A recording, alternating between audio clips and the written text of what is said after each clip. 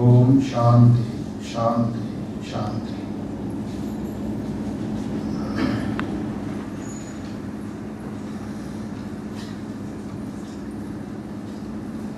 My namaskars to respected Vice Chancellor Ji, Professor B. Venkatratna, to the guests of honor, Professor Lakshmamurthy Garu, Mallikarjun Rao Garu, Professor Rajeshwar, President and Coordinator of this seminar, Professor Rajgopalachari, and also to Professor Lata, Professor Damodar, all the faculty of this great institution.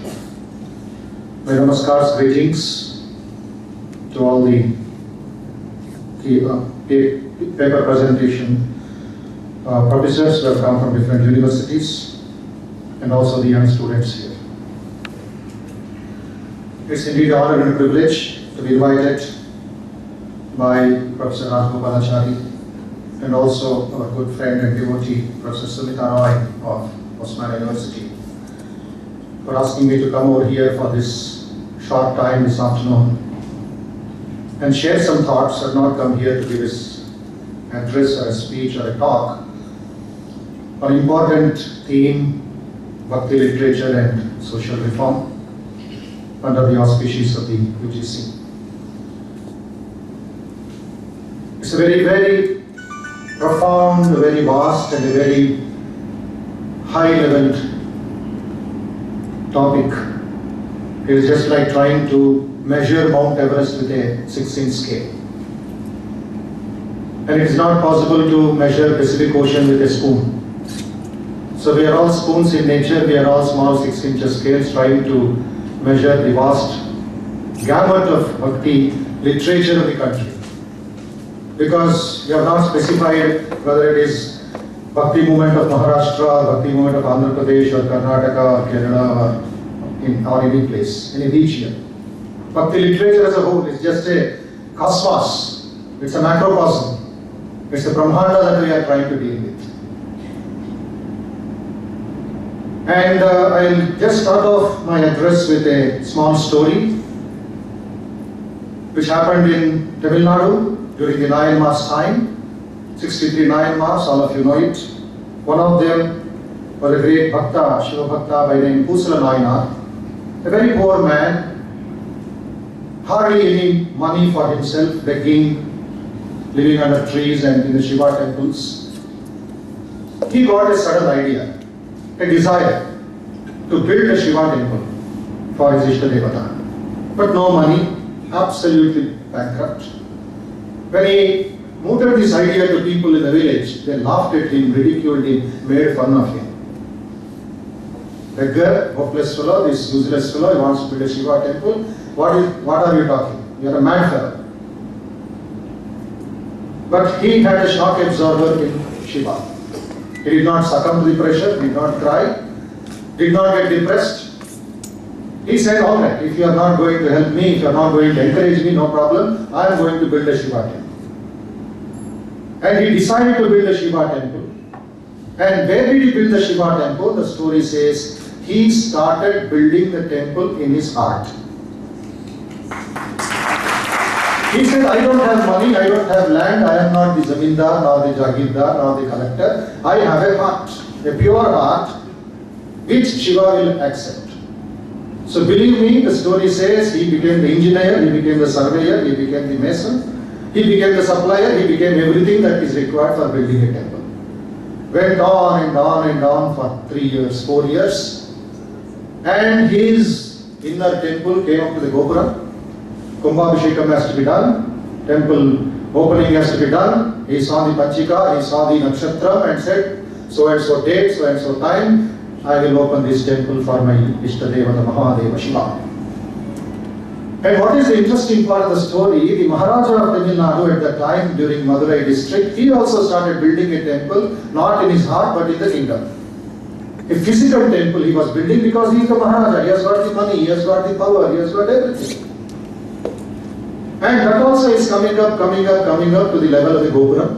And the Raja called the Purohits, called the priests, saw the Panchankam, saw the astrology and Parara Nakshatra and everything fixed. And he slept in the night thinking that, within 1 week my Ishtadevata's temple will be opened and I'll Shiva will be pleased with me. What happened that day? That night, Shiva appears in the dream of this Maharaja and says, please postpone your Kumbhabhishekam date. Why, my lord? Am I not a bhakta? What wrong have I done? Any sin in this constructing the temple? Shiva said, I am highly pleased with your devotion, but there is a problem. At the same time, same day, I have been invited 2 days ago by another bhakta. I have to go there. And Shiva disappeared. Now Maharaja got up in the middle of the night, called the minister, called the battalion, called the army general, said, some fellow has built a temple, Shiva is more pleased in his devotion than in my temple, find who it is. Now government order, Maharaja's order has been given, then all the police and battalion, CBI all go on a raid, village after village. Everybody said, there is no temple, what are you talking? We don't know anything. And as they were surveying the different districts around Madurai and Salem, etc., they heard some people talking in the village near the tank that some fellow, Pusala Naina, he said 2 years back he'll build a temple, mad fellow, they were making fun of him. They found out his house and knocked the door, no response. Second time knocked the door, no response. Third time knocked the door, no response. And the soldiers broke open the door. What a sight it was. Pusala Naina, tears in his eyes, face is flushed with glow. The room is vibrating and this bhakta is deep in meditation. Absolutely cut off from this world and enjoying his Shiva Dhyana. They woke him up, they shook his body, woke him up, and he wakes up and opens his eyes and says, what do you want? Says, you have built a temple without the Maharaja's permission. Show it or we shall arrest you. We have got the king's order. He says, no, I don't have any temple. It's wrong information. No, you are telling lies. Otherwise, now we will take you by walk, chain you up. Oh, you are speaking of that temple. Where is that temple? Asked the chief minister. Pusala Naina, the great bhakta that he was, he just with maunam, he said, temple is here. Maharaja, chief minister could not understand. Mad fellow, he is showing like this. And he went back to the Maharaja. He is showing like this, temple is here, temple is here. The Maharaja understands. He comes barefoot, bereft of all the paraphernalia of the Maharaja, leaving the chariot at a distance, walks all the way to that village, to the shock and surprise of all the villagers, and does Ashtanga Namaskar to this Pusala Naina and says, oh Mahabhakta, what a man you are, what a devotee you are. You are the one who is the real bhakta. I was so egoistic, I was so proud, but I have built a temple for Shiva. Shiva is more pleased in your inner temple than on my physical temple. And now Raja used his smartness, used his intelligence. Lord, my Lord Shiva has told me that he will come to the Kumbhabhishekam to your temple. Oh, is it so? Then you are greater than me. Then this Pusala Naina did namaskar to the Maharaja. Shiva did not come and tell me. He told you, that means you are more devotee. So one devotee doing namaskar to the other devotees. And Raja played a trick there. He said, Shiva will come to your heart temple. So you come to my temple and open a 2-in-1 program.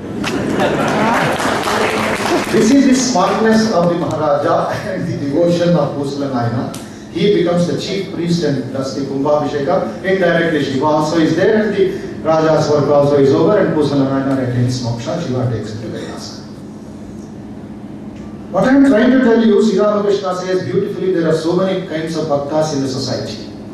The first thing he says, if you want to know God, find out God, he says, Bhakte Hriday Bhagavane Paitakana. The devotee's heart is the Lord's drawing room. Where do you find the owner of the house? In the drawing room. So if you want to find God, if you want the real devotion, find him in the devotee's heart. And he classifies a couple of devotees. He also says, Bhakta ho boga ho. Be a bhakta, not a foolish bhakta. And varieties of bhaktas we find in our programs. Some people come at 5 o'clock in the morning itself for Mangalarati. Some come at 1 o'clock because 1:10 prasada distribution. We call them prasada bhaktas. We know 1,000 people will be there at 1:10. At 7 o'clock only 100 will be there. So majority come prasada, alright, at least for prasada they are bhaktas. So from the insect to the elephant, and from the baby to the Olympic champion, all have devotion.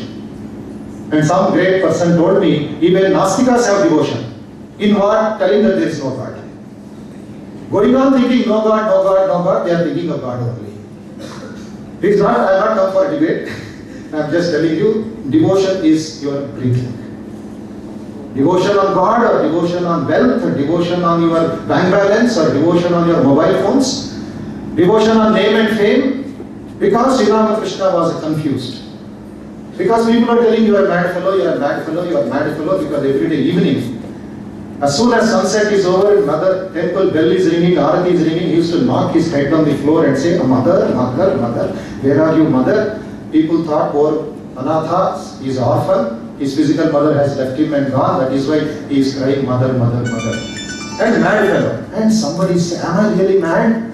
Then his guru, Bhairavi Brahmani, said, yes, you are mad. How is it, Mother? He said, you are mad of God. Others are mad out of women, gold and name and fame. Yours is real madness. Now coming to this important thing of this entire vastness of our country, vastness of our literature.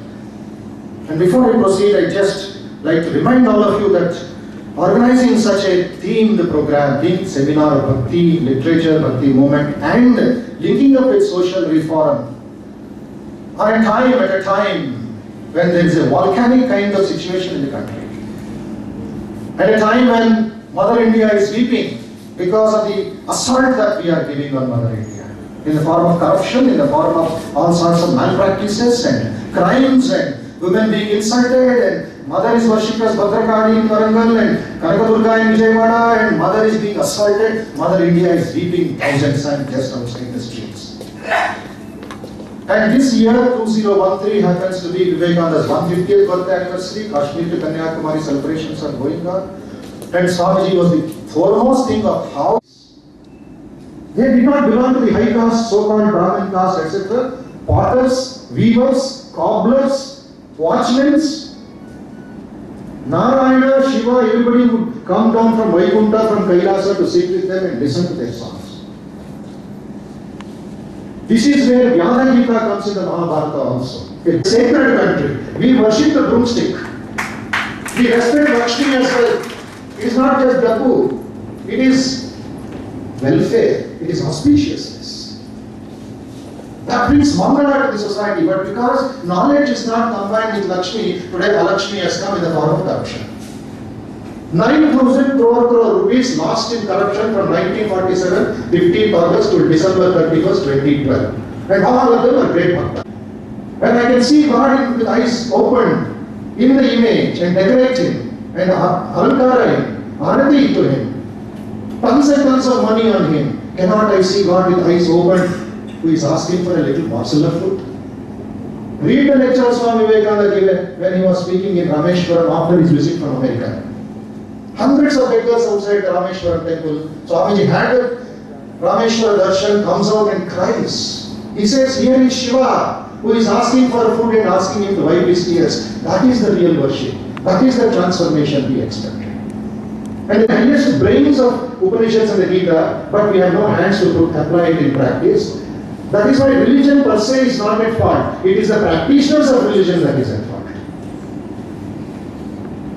Narayana Guru, one of the greatest social reformers of Kerala, his birthday was being celebrated when he was alive. Naivedyam is going on to the photo. Narayana Guru scolded them, you fools, a living person is here, first give me that food. He snatched it and ate little and then went and slept. After 4 o'clock, Naivedyam ayindi, now Ippudu tinandi. You have insulted God in man and you are doing Naivedyam to a photo. Go back to Bhagavatam. Sri Krishna is hungry. He is playing with the Gopas and the Gopis in Vrindavan. All the other young boys are hungry.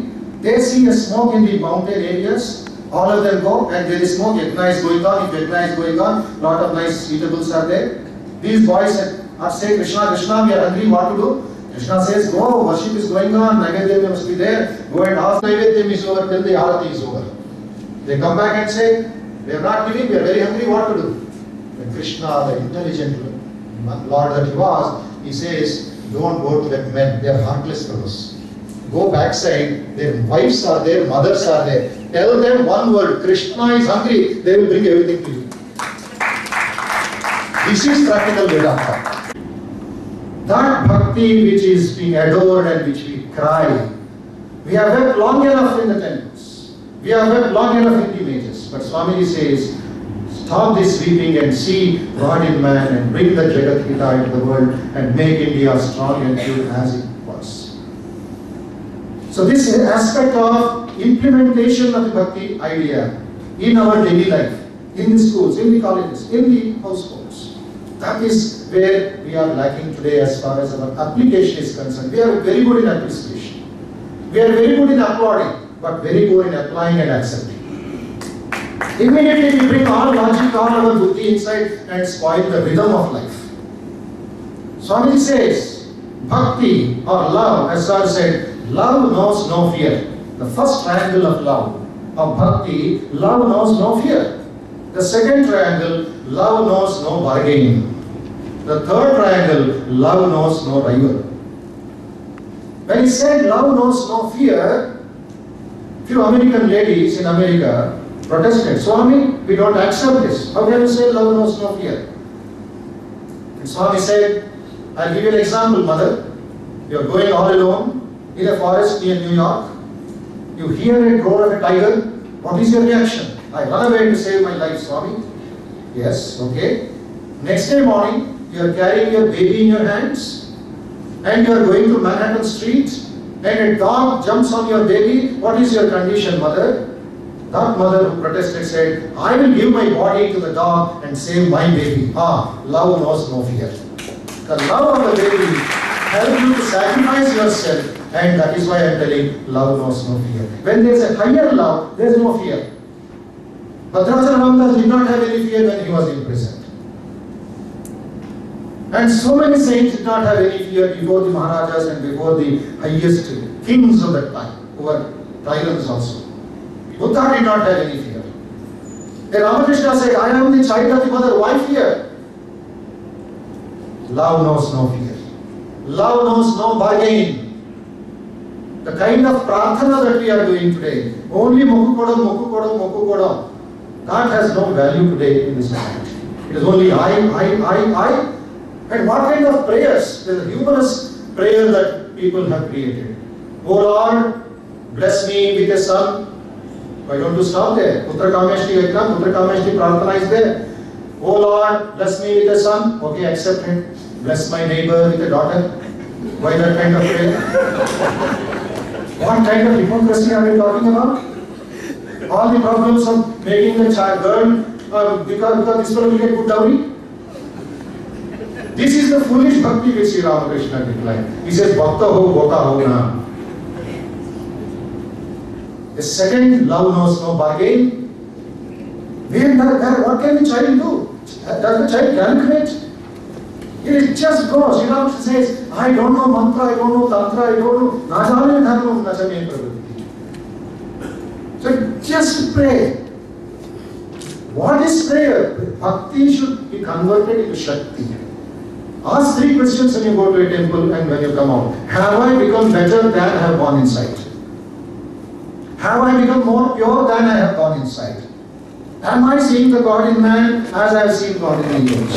Whether it's Venkateshwara, whether it's Durga, whether it's Saraswati, whether it's Rama, whether it's Ramakrishna, go and open your heart there. Then what happens? It is a metamorphosis, a caterpillar becoming a butterfly. Bhakti is just like butter. Butter is hidden in milk. All of us know it. But I purchase 1 liter of milk from a shop and ask you, show me milk, show me butter. He says, you are a fool. How can I show milk in butter? But it's a fact. It is there. But you tell me, boil the milk, warm the milk, bhakter jat nahi. In Hindi they say, bhakter jat nahi. There is no jati for the bhaktas. Only jati there are bhaktas. Transformation. And this reformation cannot come by politics, by state parliament bills. It comes only when you have the tinge of bhakti inside your heart. Sa tasmin parama prema rupa. Narada Bhakti says, Sa tasmin parama prema rupa. And Sri Ramakrishna says, for Kali Yuga, for overcoming our pressures, overcoming our tensions, overcoming our miseries, Bhakti, Naradiya Bhakti, Prahalada Bhakti, Bhagavata Bhakti, he says. Bhagavata, Bhakta, Bhagavan, all three are in the same level. He says, let the Bhakti flow in the market. Let the Bhakti flow between the mother and the son, between the husband and the wife, between the employee and the employer. Why not? That is where Bhakti Yoga has to be cultivated, which all these saints and sages and the poet saints of India practiced and preached through their songs and through their life. They did not allow Bhakti to just remain only Buddhi Bhakti. They converted Bhakti into a yoga. Yoga is a course, a discipline, is a booster for us. When you have that booster, the satellites can be launched into the orbit. God becomes nearer to us in the any form. That's why Sri Ramakrishna says, how should we have that Bhakti? All the Acharyas say. Purandaradasa says beautifully, there is my real house. I have come only for social drama here in this. When evening is over, I have to pack up everything and go back to that house. Don't forget that real house. 2 zeros on the blackboard, no value. 5 zeros on the blackboard, no value. 10 zeros on the blackboard, no value. But before 2 zeros, I add 1, there is value called 100. Keep that one more 0,000, 1 more 0, 10,000, 1 more 0, 1 lakh. The value goes on and on, all because of 1. That 1 is God or Bhakti. If that 1 is not there, you are zeros. If 1 is there, you are zero. That 1 is we are missing today. We have everything in the world. Why that sense? Bhakti is all about sensitivity which can bring a metamorphosis. So much of crudeness, so much of hardness today. Look at the saints when I was reading their lives and it's not, please don't make this beautiful seminar into an academic session. It should be a session where you enjoy the spirit of Bhakti. Tears should come into your eyes. When you sing the beautiful song of Guru Nanak. And Guru Nanak was not allowed to enter into the temple. He sat outside during the Arati time, Vesper time, Suryastamam time, and sang a beautiful song which Vivekananda used to sing 100 times. And that song is about the cosmos. He says everything is doing Arati to the Lord. The stars, the wind, the breeze, everything is doing Arati. And there is a beautiful another song of Bhakti converting into social reformation, into service. चेतन देव की सेवा करो, जन्म सफल हो जाए. प्रेम पुष्प से पूजन कीजिए, मन दीपक दर ध्यान विचारो. घटघट पूर्ण एक निरंजन, द्वैत भाव सब दूर निवारो. हृदय अंदर मंदिर माही, जगमग ज्योत जगे उजियारो. चेतन देव की सेवा करो, जन्म सफल हो जाए. That is the real purpose of life. The real purpose of life through bhakti, converting it into a yoga, into a force. And that brings a tremendous change in our situation today, in the country, in our family, in the offices, in the banks, in the universities. And then you see that social reformation will be light at the end of the tunnel. Today we are not seeing that. So much of misery, so much of crime, all because I have lost that spirit of bhakti. That freedom has gone. So once again, through the Acharyas of Maharashtra, the Gyaneshwar, Ekanath, Namadev, Tukaram, or Ramananda, Kabir, Raidas, Shri Bhakti, they are mentioning about going to Kailas or all other kinds of, these are not sampradaya, these are all traditions. But for me, for my society, for my nation as a whole, Mother India is today crying for strength. But strength can come to bhakti combined with knowledge. Gnana Mishra find out what is the relationship between Krishna and the Pandavas. Because Yuddham has been declared, no peace measures now, but Dhritarashtra wanted to know one more point, how they are living together. Sanjaya goes unannounced, straight into Krishna's bedroom. What does he see? So much of Arjuna, so much of friendship between them, no barrier is powerful than Dilshukra Gathong. Not to kill people, but to rebuild India. Let us not break India. Thank you.